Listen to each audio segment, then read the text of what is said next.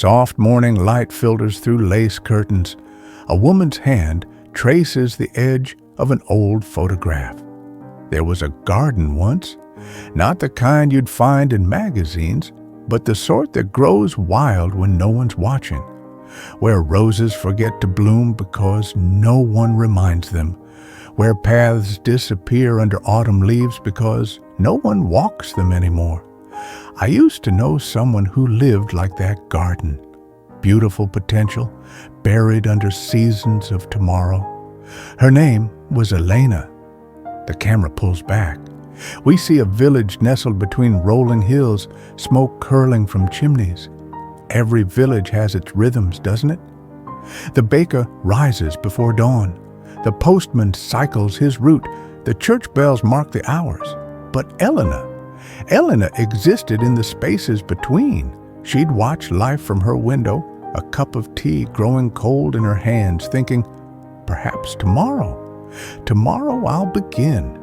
We've all felt it, haven't we? That weight? Not quite sadness, not quite contentment, just postponement. The dress will alter next week. The letter will write when we find the right words. The garden will tend when the weather improves. If you ever felt this way, you're not alone. And if this story touches something in you, would you share it? Leave a comment, press that little heart, and stay with us. Because sometimes the stories that change us are the ones we almost didn't hear. Elena lived in a cottage at the edge of the village where her grandmother had lived and her grandmother before that. 3 generations of women had tended that garden, grown herbs in those window boxes, hung washing on that same stone wall. But Elena? She let it all slip through her fingers like sand.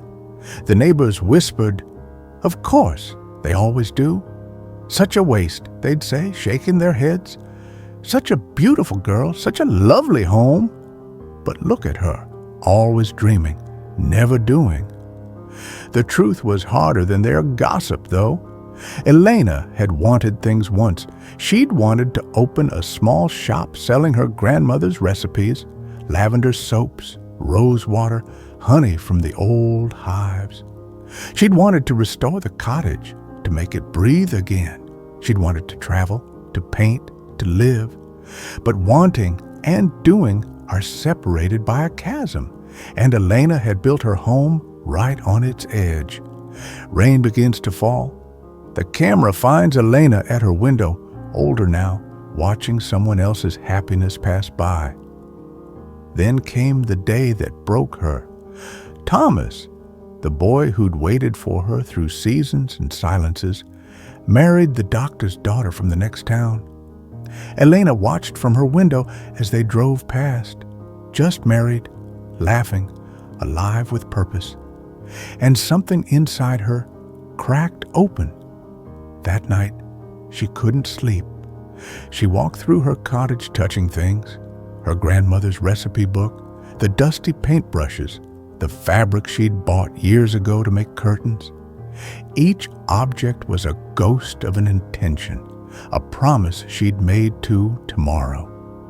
At dawn, still in her dressing gown, Elena found herself walking, not toward anything, just away. Up the hill where the old olive trees grew, where the morning mist clung to the valley like a secret. That's where she found Mrs. Katerina. An elderly woman sits on a bench, feeding birds, her face mapped with a lifetime of smiles and sorrows. Mrs. Katerina was 93, maybe older. No one really knew. She'd been the village midwife, the keeper of remedies, the one people visited when doctors couldn't help. Now she just existed, like the olive trees, like the stones. "You look lost, child," Mrs. Katerina said, though Elena was 42. Elena surprised herself by speaking, "I think I've wasted my life." Ah, Mrs. Katerina scattered more seeds, the weight of unlived days. "I know it well. How do I stop?" Elena's voice broke. "How do I become someone who does instead of dreams? The old woman was quiet for so long that Elena thought she'd forgotten the question. Then, "Do you see that path? The one disappearing into the forest?" Elena nodded. "Follow it until you find the old miller's cottage.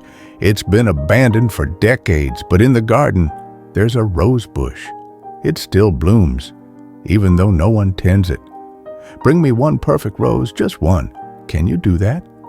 It seemed like a strange request, but Elena agreed. "When should I go?" "When?" Mrs. Katerina smiled. "Oh, my dear, the only time we ever truly have is now."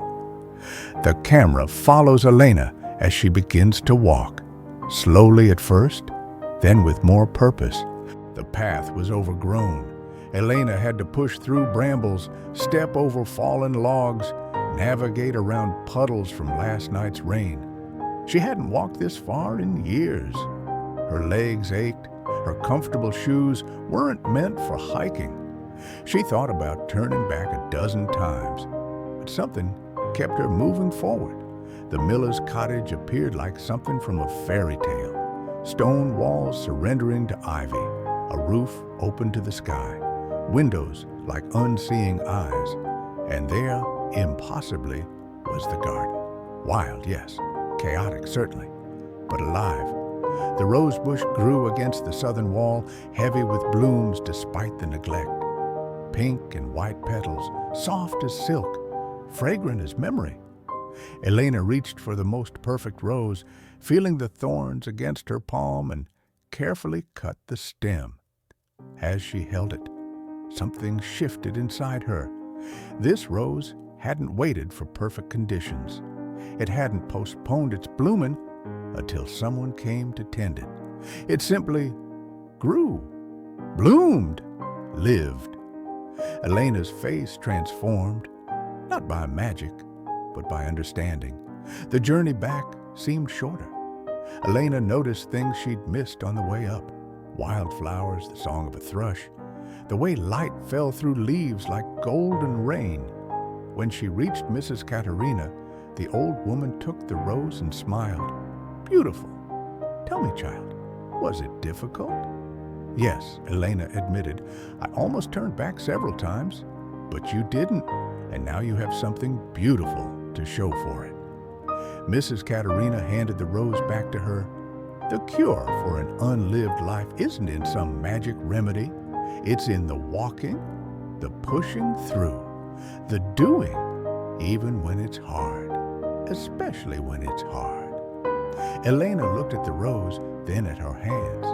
Dirt under her nails, a small scratch from a thorn, but they were hands that had done something. "Every bloom that never opens is a tragedy," Mrs. Katerina continued. "But you, my dear, you're still here. You still have seasons ahead. The question is, will you bloom?" Montage. Elena's hands planting seeds, washing windows, painting a door blue, kneading dough, hanging a sign, living. That day was 6 years ago. Today, Elena's cottage is the heart of the village. Her small shop, Grandmother's Garden, sells soaps, herbs, and hope. The garden blooms again, the windows shine. And Elena? She rises with the baker, greets the postman, listens for the bells. She still has dreams. But now she also has dirt under her fingernails and paint in her hair and the beautiful ache of a day fully lived.